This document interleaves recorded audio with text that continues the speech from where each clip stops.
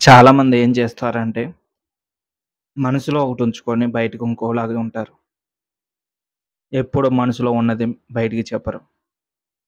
పైగా టెస్ట్ చేస్తా ఉంటారు.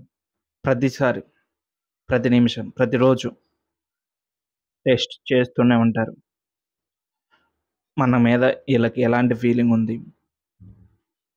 మన ప్రేమకి వీళ్ళు రియాక్ట్ అవుతారా? అవ్వరా?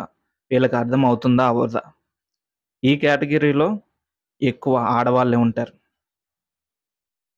మన మనసులో ఏముందో అదే చెబితే ఇప్పటికి కాకపోయినా ఎప్పటికైనా మనకి మంచి రిజల్ట్ వస్తుంది.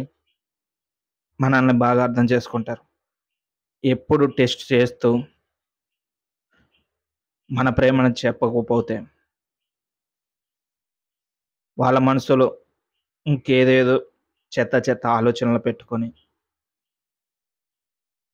మనం ఎప్పటికి నచ్చమేమో, మన మీద ఎలాంటి ఫీలింగ్ లేదేమో, బహుశా ఇంకెవరినో లవ్ చేస్తున్నారేమో అని చెత్త చెత్తగా ఆలోచించి పిచ్చివాళ్ళైపోతారు. చచ్చిపోతారు. టెస్ట్ చేయటం ఎందుకు? ఎంత టెస్ట్ చేసినా మన మనసులో ఉన్నది చెప్తే వాళ్ళు అర్థం చేసుకోకపోవటం ఉంటుంది కదా! మనకు తగ్గట్టు ఉంటే మనం వాళ్ళతో లైఫ్ లాంగ్ ట్రావెల్ అవుతాం. మనకు నచ్చినట్లు లేకపోతే మధ్యలోనే విడిపోతాం. కానీ ఉన్న ఫీలింగ్ చెప్పటం బెటర్. ఉన్న ఫీలింగ్ చెప్తే ఉన్న కొన్ని రోజులైనా హ్యాపీగా ఉంటావు. చెప్పకపోతే లైఫ్ లాంగ్ నువ్వు ఎంతమందినైతే టెస్ట్ చేస్తావో అన్ని పరీక్షలు నీ జీవితంలోకి వచ్చి పడతాయి.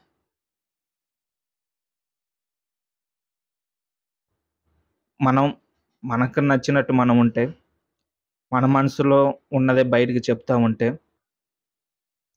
ఆ హ్యాపీనెస్ చాలా వెరైటీగా ఉంటది. చాలా అందంగా ఉంటది. మన మనసుకు నచ్చినట్టు మన మనసులో ఉంది చెప్తే ఒకవేళ కొంతమంది దూరమైనా నీ లైఫ్‌లోకి విలువైన మనుషులే నీతో ఉంటారు. నీ విలువ తెలిసినోళ్ళు, నిన్ను అర్థం చేసుకున్న వాళ్ళు నీతో ఉంటారు. అలాంటి వాళ్ళతో నీ లైఫ్ చాలా బాగుంటుంది.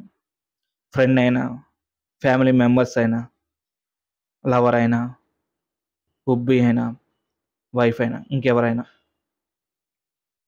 నిన్ను బాగా అర్థం చేసుకున్న వాళ్ళే నీతో వస్తారు. అప్పుడు ఎక్కువ బాధలుండవు. మనసులో ఒకటి ఉంచుకొని బయటికి ఒకటి మాట్లాడితే ఎప్పటికైనా అదే బాధలు తెస్తుంది.